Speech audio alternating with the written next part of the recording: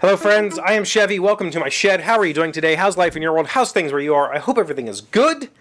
Feeling a little bit funny? I hope it's nothing serious. We'll see. I've been asking you to ask me questions. I would like to continue to offer that to you. Please ask me some questions so I could put together like a Q&A episode on Friday to kind of fulfill my dream of doing like a talk show style advice show. So I've got a lot of funny questions and a lot of silly questions. Ask me some advice questions. Do you have any advice questions you want to know from a guy who does programming for a living or has been a mechanic and who is a father of two and been through one marriage at this point. And due to that, I've been getting quite a few private responses, and today I was checking my email that I don't check very often. I'm sorry if you've sent me stuff before. Very rarely do I get it gets a lot of spam, so it takes a while. But as I was going through the emails looking for questions, I found one from one of you that was prior to me asking for you to ask me questions. It was like the beginning of last week. Morgan sent me an email. Morgan is a regular viewer, has been for a long time, who leaves, I don't know if he's ever left a comment on a video, but we've talked in private, and Morgan helped me a little bit with my startup that I was trying to get off the ground. He'll kind of look over the code, so he knows about software development, and he asked me, I kind of had stopped talking about the job search, and he wanted to know where that was going. And the answer, so I thought I'd answer this question here in like a kind of a completionist video to kind of tie up that loose end from last fall. I was not looking for a job last fall. Recruiters approached me and said, we have jobs. And I said, okay, I will look at these jobs. And I went through a couple of different interviews with a couple of different local defense contractors. One, I did a little kind of just a simple phone screen and then a phone interview. That didn't pan out. And the other one, I went all the way through to the technical interview. And the reason I stopped talking about it is because neither of those panned out. And I wasn't really, I'm not actively seeking for a new job. If a new job happens, if something catches my attention or if it's brought to me and I feel like it's worth the jump, then I'll do it. But I'm not actively searching job boards. Let's put it that way.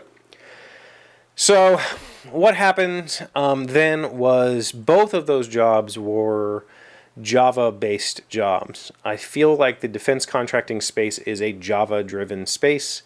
The one that I did the technical interview for, kind of when I got there, I was told some things that made me question whether I even wanted the job in the first place because it wasn't what was presented to me initially. But I was willing to go through the technical interview because it's a good practice. And that job was going to start in one office and move to another one shortly after. And in the office that I would have started in was like a JavaScript shop. They were doing online, web hosted, AWS hosted, I think, Angular sites. Yeah, I didn't want to do that. No. We're not going to talk about that. But as far as the technical interview went, I think I did okay.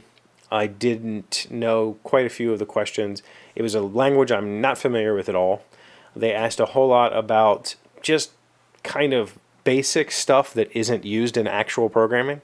If you're a programmer, you know what I mean. There's always these technical interview questions where they ask you about like operators and stuff that you never use because it's just not, you're doing CRUD apps. You don't need to know how to convert numbers to binary or just stuff that isn't really representative of what you're going to do on the job. But it's normal because it's kind of like the basics. Do you know the basics?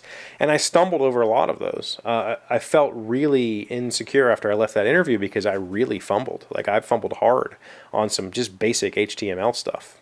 Actually, basic HTTPS stuff. Or HTTP stuff. But I did really well on the coding portion. They gave me a thing and it was no problem. But ultimately, I didn't get the job. And I think part of it... These are defense contractors. They'll tell you every day that, age, ability, whatever, doesn't have an effect on your interview. I think that's false. In reality, they're going to take the 25-year-old who just graduated college over the 40-year-old who's self-taught. That's just plain and simple how it's going to work out. And I'm pretty sure that's how it worked out. The other applicants were, 15 to 20 years younger than me and had just graduated college with a CS degree. I don't have those things. So, they were, I guess, more qualified to do the job. And so I didn't get it. And I feel like that would be my experience in that market going forward if I were to pursue defense contracting. Now that I've gone through that, I'm not so sure that I would even ever want to work in that space. And due to that severely limits my ability to find a tech job around here. It's basically defense contractors. There are some health contractors, and then stuff like what I'm doing, just working for an agency that isn't a programming shop, that just has programming needs, and that's what I do. So I might, there might be some health industry stuff out there for me in this area, and there might be some opportunities for me to find remote work, for companies that are willing to let me work remote, because I'm not willing to move any significant distance away from my children. So that's where it's at. Again, I just, it didn't work out, and I'm okay. Like, my job is fine. In fact, the last couple of months, I've had some really fulfilling work, which is, I'm just gonna say it's against the norm. I've been very unfulfilled in my job for a while now, but the last few months have been very fulfilling, and I'm enjoying stuff. And there's been a lot more collaboration and a lot more teamwork, and I think that's the future that we need to strive for. So we'll see what happens. I mean, I'm okay where I'm at. I'm making a living. I'm doing fine. I would love to make more, but I don't know anybody who would say otherwise. So that's what I have for you today. Thank you for being here as always. Thank you for liking, commenting, subscribing, being amazing friends. Thank you for asking awesome questions. Please ask more, either in the comments or you can call the number. I'll see you tomorrow. Tell me a random fact.